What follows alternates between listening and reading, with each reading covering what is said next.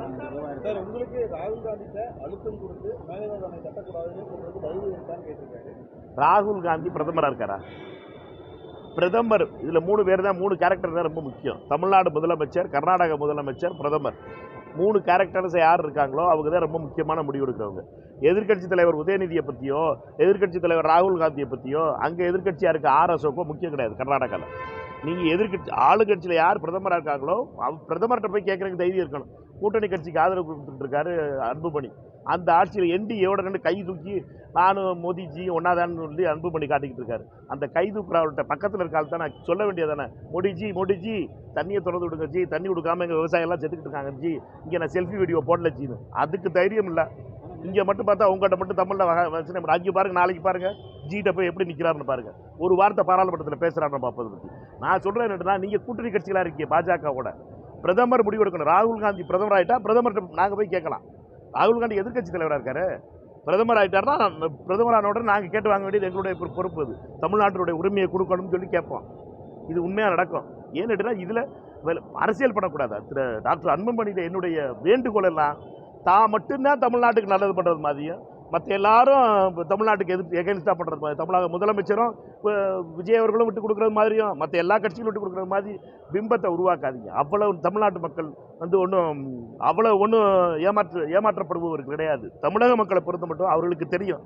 எல்லாரும் சேர்ந்து தமிழ்நாட்டுக்கு தண்ணியை கொண்டு வரணும், நம்மளுடைய அந்த அணையை நிப்பாட்டணும். அணையை நிப்பாட்டுறதுக்கு பல வகையில் அந்த அணை கட்டப்பட மாட்டாங்க. என்னையை பொறுத்த மட்டும் மேகதாது அணை கட்டுறதுங்கிறது சும்மா வெறும் வசனம் பேசுறதுக்காக DK சிவகுமார் யூஸ் பண்ணுறதா தான் இருக்கணும் ஒழிய அங்கே கட்ட விட மாட்டாங்க. எல்லா சட்ட சிக்கல்களும் அவர்களுக்கு இருக்குது. என்னையை இது ரொம்ப முக்கியமானது. நம்ம பொறுத்த மட்டும் தமிழகத்தில் எல்லாரும் ஒன்றா இருந்து தமிழ்நாட்டில் தண்ணி வர வைக்கணும். நம்மளுக்கு இந்த தடவை வறட்சியாக இருக்குது அப்படின்னு சொல்லி கர்நாடகா தண்ணி கொடுக்க மாட்டேங்குது. கரெக்டான நிலையை எடுத்து முதலமைச்சர் போயிட்டு இருக்காரு. அதற்கு உறுதுணையாக இருக்கணும். இதில் எதிர்கட்சிகள் நாங்கள் நீன்னு போட்டு சண்டை போடாமல், கர்நாடகத்தில் பாருங்கள் எல்லா கட்சிகளும் ஒன்றா இருக்காது. ஏன்னு கேட்டால் அவர்களை பொறுத்தவரை யாருமே DK சிவகுமாரை குறை சொல்லலையே. இங்கே பாருங்கள் ஆகுனா உடனே முதலமைச்சரை குறை சொல்லிடுவான். தமிழகத்தினுடைய நலனுக்கு தமிழக முதலமைச்சர் அதுக்காக தான் பாடுபட்டு இருக்காங்கிறத மக்கள் புரிஞ்சுக்கிறாங்க. ஆனால் அரசியல்வாதிகள் திரு அன்புமணி போன்றவர்களுக்கு என்ன கேட்டீங்கன்னா, அங்கே மோடிஜியோட கனெக்ஷன் இருக்குது, ஆனால் இங்கே நல்ல உள்ள மாதிரி அவங்க பண்ணல இவங்க பண்ணலன்னு கரை சொல்கிறாங்க.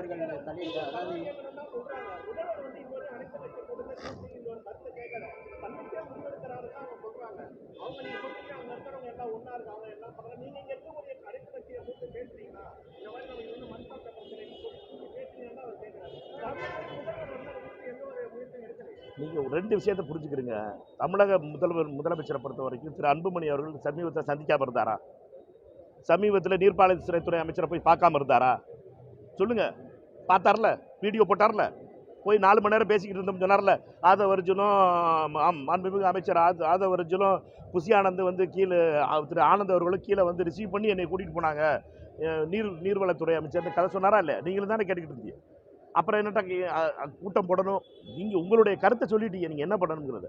தமிழக முதலமைச்சரை பொறுத்த மட்டும் அவருடைய அப்ரோச் இதில் வேறு மாதிரி இருக்குது. அவர் என்ன நினைக்கிறாரு, பேசி பார்ப்போமேன்னு நினைக்கிறாரு. பேசி பார்க்குறதுல ஒன்றும் தப்பு கிடையாதுன்னு நினைக்கிறார். இது வரைக்கும் பேசாத நடக்கல. எம்ஜிஆர் பேசியிருக்காரு, ஜெயலலிதா அம்மா பேசியிருக்காங்க, கலைஞர் பேசியிருக்காரு, எல்லாரும் பேசியிருக்காங்க. அந்த முயற்சி அவருடைய பார்வையில் அது நடக்குது. சட்ட ரீதியாக நம்மை பொறுத்த மட்டும் தமிழ்நாட்டுக்கு தான் நியாயம் கிடைக்கும்.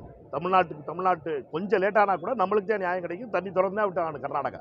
எவ்வளவு சீன் கர்நாடகாவில் அரசியல்வாதிகள் போட்டாலும் சரி, தமிழ்நாட்டுக்கு கிடைக்க வேண்டிய தண்ணீர் வந்து தான் ஆகும். அதில் யாரும் தடுக்க முடியாது. ஆனால் என்ன பிரச்சனை இல்லைன்னா டிலே ஆகிக்கிட்டு இருக்குங்கிறது தான் நம்முடைய பிரச்சனை. அதுக்காக தான் பாராளுமன்றத்தில் நாங்கள் அதில் நாங்கள் வலியுறுத்துறதே என்னென்னு கேட்டிங்கன்னா, எங்களை பொறுத்த மட்டும் தமிழ்நாட்டுக்கு நியாயமாக கிடைக்க வேண்டிய தண்ணி வந்தாகணும். நியாயமாக நம்மளுக்கு கிடைத்தா கேட்குறோம். கூட 1 லிட்டர் கூட கேட்கல, நியாயமாக கிடைக்க வேண்டியது. அதுக்குள்ளே சகோதரர் அன்புமணி மாதிரி ஆளுகள் என்னன்னா, அவர் மட்டும்தான் தமிழ்நாட்டில் காவிரியில் தண்ணி கொண்டு வர்ற கங்கை கொண்ட சோழன் மாதிரி நான் மட்டும்தான் இருக்கேன் அப்படிங்கிற மாதிரி நினைக்காம எல்லாரும் அவர்களுடைய முயற்சியை பண்ணிக்கிட்டு இருக்காங்க. எல்லாரும் மேலே பழி போடுறத அவர் முதல்ல நிறுத்த சொல்லுங்க. அன்புமணி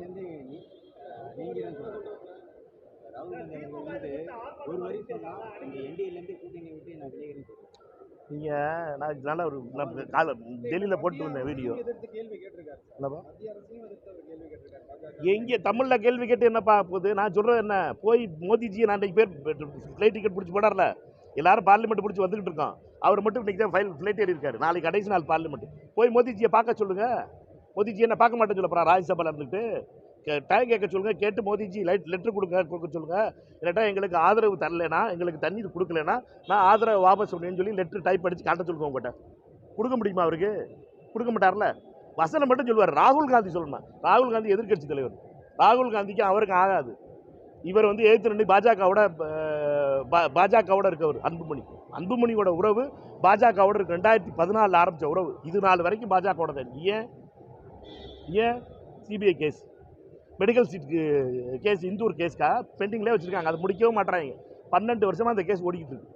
பிரச்சனை என்னன்னா, இவர்களை பொறுத்த மட்டும் அந்த கேஸை பாட்டி பயமுறுத்திக்கிட்டு இருக்காங்க. அதனால பாஜகவுக்கு அகேன்ஸ்டாக பேச மாட்டேன். நான் சொல்கிறதெல்லாம் என்னட்டா, நான் இதை பற்றி அவரை பற்றி எதுவுமே பேசாமல் தான் இருந்தேன். தேவையில்லாமல் காங்கிரஸ் இழுக்கிறதும் தேவையில்லாமல் ராகுல் காந்தி இழுக்கிறதும் பண்ணாருன்னா உண்மையெல்லாம் வெளியில் வரணும். அதனால மற்ற மாதிரி காங்கிரஸ் பார்த்துட்டு போகிற காங்கிரஸ்லாம் கிடையாது. திருப்பி கொடுப்போம். எந்த மொழியில் அவர் பேசுகிறாரோ அந்த மொழியில்.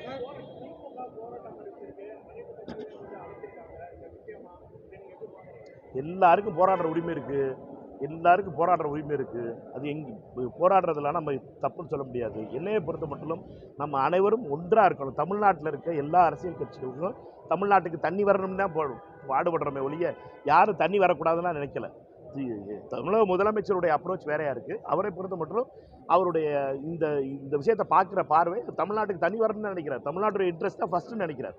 அந்த பார்வையில் அவரோட சேர்ந்து நிற்கிறோம்னு நான் சொல்கிறேன். எங்களுடைய பார்வை அதுதான். நாங்கள் திருப்பி சொல்கிறோம். மாண்புமிகு தமிழகத்தினுடைய முதலமைச்சராக இருந்தாலும் சரி, திரு ப. சிதம்பரம் அவர்கள் எங்களுடைய கூட்டத்தில் சொல்லும்போது அதுதான், எந்த விதத்திலையும் நம்ம தமிழ்நாட்டினுடைய இன்ட்ரெஸ்ட்டை நம்ம விட்டு கொடுத்துடக்கூடாது. தமிழ்நாட்டுக்குரிய உரிமை வாங்கணும். அதற்கான அடுத்த வாரம் நாங்கள் திருப்பி 21 நாடாளுமன்ற உறுப்பினர்களும் சென்னையில் திருப்பி செவ்வாய்க்கிழமை அன்னைக்கு பார்க்க போகிறோம். பார்த்து நாங்கள் அடுத்து என்ன முதலமைச்சருடைய சந்திப்பு முடிந்ததுக்கப்புறம் நாங்கள் என்ன நிலை எடுக்கிறோங்கிறத முடிவு பண்ணுவோம்.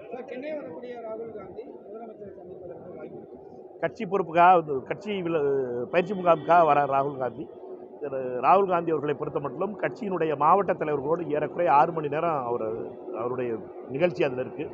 அதனால் எங்களை பொறுத்த மட்டும் இது ஒரு கட்சி நிகழ்ச்சியாக தான் பார்க்குறோம்.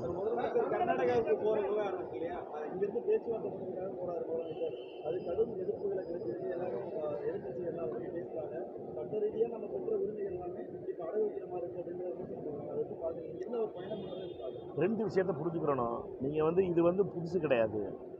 புரட்சியாளர் எம்ஜிஆர் காலத்திலே நடந்தது. அதுக்கப்புறம் ஆணையம் அமைச்சதுக்கப்புறம் ஜெயலலிதா அம்மையாரும் ஜெகதீஷ் ஷெட்டரும் பார்த்துருக்காங்க. பார்க்கறதுனால மட்டும் நம்மளுடைய உரிமையெல்லாம் விட்டு கொடுத்துருவோம் கிடையாது. நம்முடைய முதலமைச்சரை பொறுத்த மட்டும் அவர் அந்த முயற்சியை மேற்கொள்கிறார். நம்ம ஒன்றும் இந்தியா பாகிஸ்தான் கிடையாது. அது அவருடைய பார்வைங்கிறது என்னன்னா, கர்நாடகத்தை கேட்டு பார்ப்போம் அப்படின்னு நினைக்கிறார். அந்த நினைப்பில் ஒரு நல்ல அடிப்படையில் போகிறத எல்லாத்தையும் நான் சொல்கிறது தான் எல்லாரும் முதலமைச்சர் செய்யணும் அப்படின்னு சொல்லி பார்க்குறதுங்கிறது என்னை பொறுத்த வரைக்கும் தவறு. சட்ட ரீதியாக நம்ம பக்கம் நியாயம் இருக்குது. நமக்கு நியாயத்தில் நம்ம பொறுத்த வரைக்கும் நமக்கு நீதி கிடைக்குங்கிற நம்பிக்கை எனக்கு முழுசாக இருக்குது.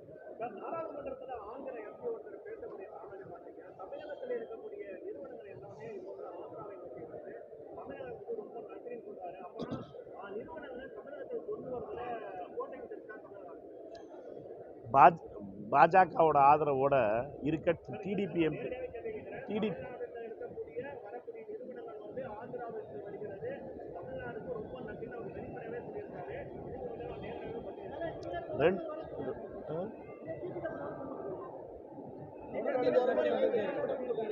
என்னன்னா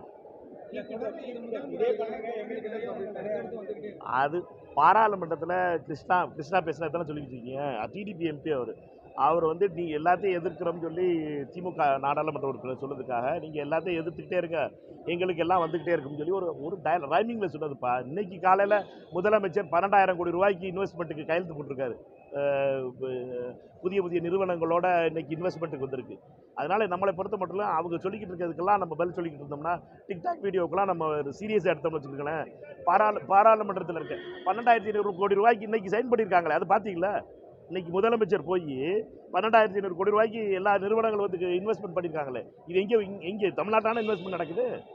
அதனால் நீங்கள் டிக்டாக் வீடியோக்கெல்லாம் சீரியஸாக எடுத்துக்கிட்டு பேசிக்கிட்டு வச்சுக்கோங்களேன். கிருஷ்ணா பேசுகிற பேச்சுக்கெல்லாம் நம்ம சீரியஸாக எடுத்தோம்னா அது அவங்க டிடிபியோடைய எம்பி அவர் கதையை சொல்லிட்டு தான் இருப்பாங்க. ஆந்திராவில் அது நடக்குது இது நடக்குது லேகி வைக்கிற மாதிரி சொல்லிட்டு தான் இருப்பாங்க. அதெல்லாம் ஒன்றும் நடக்கலை. ஆந்திராவில் இருக்க பாடு நீங்கள் உங்களுக்கு போய் பாருங்கள், தெரியும் ஆந்திராவுக்கு என்ன இன்வெஸ்ட்மெண்ட் வந்துருக்குங்கிறது. தமிழ்நாட்டை பொறுத்த மட்டும் இன்வெஸ்ட்மெண்ட்டையும் நம்முடைய தொழில் வளர்ச்சியிலையும் தமிழ்நாடு பெரிய லெவலில் முன்னேறிக்கிட்டு இருக்கு. அது தொடர்ந்து நம்மளுடைய அரசுகள் எல்லாத்தையும் அதை செஞ்சுக்கிட்டு இருக்காங்க. அதில் எந்த ஒரு குறையும் நம்ம பார்க்கக்கூடாது. வேறு யாராவது ஒரு ஆள் டிக்டாக் வீடியோ போட்டால் அதுக்கெல்லாம் கேள்வி கேட்டிங்கன்னா நம்ம அதுக்கப்புறம் என்ன பண்ண முடியும்? சரியா? பாப்பா.